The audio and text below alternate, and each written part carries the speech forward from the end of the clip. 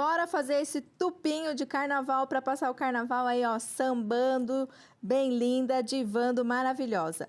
Bom, primeiro a gente vai tirar as medidas. E para fazer as medidas, você precisa tirar ali abaixo do busto, sempre lembrando que a medida ela não pode ser esmagada no corpo, tá? Porque você precisa ali de um respiro, então tira bem certinho, coloca a fita métrica uma em cima da outra, sem dedinho dentro da fita métrica, certo?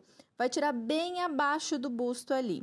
E depois você vai tirar o comprimento da peça. Eu deixei uma folga porque como o topinho a gente vai franzir ele, vocês vão franzir ele lá na costura com a Aline, ele vai ficar um pouco franzido, óbvio. Então, assim, pode deixar uma folga no comprimento dele, certo? E agora vamos fazer a modelagem. Então, para a modelagem, a gente vai fazer um retângulo. Super fácil, super básico. Eu vou usar a medida do pós-busto e aqui eu quero que você preste bastante atenção.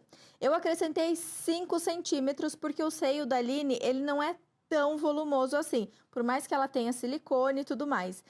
Se você não tiver tanto busto, a medida do pós-busto, você acrescenta ali em torno de 3 centímetros. Agora, se você tiver bastante busto, você tem que acrescentar uma medida maior, em torno de 7 a 10 centímetros ali, para que você tampe, né? Essa faixa que a gente vai fazer, esse topinho, ele tampe todo o busto.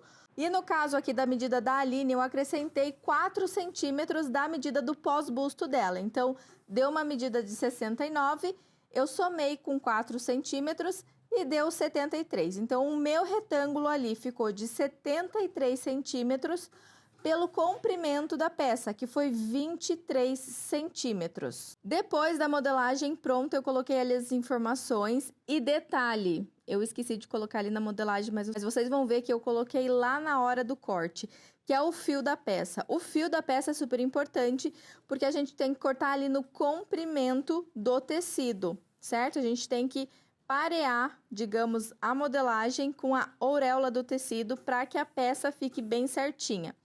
Então, cortei a modelagem e bora cortar essa modelagem no tecido. Ajeitei o tecido, sempre lembrando que a gente precisa cortar a modelagem com o fio paralelo à auréola. Então, o sentido do fio que eu coloquei ali na modelagem foi o sentido do comprimento. E depois ali vocês vão ver que eu vou medir a partir do fio até a auréola do tecido, depois ali que eu colocar a modelagem em cima. Tudo feito, posicionei a modelagem, coloquei ali os pezinhos para a modelagem não se mexer. E aqui eu tenho uma dica para vocês.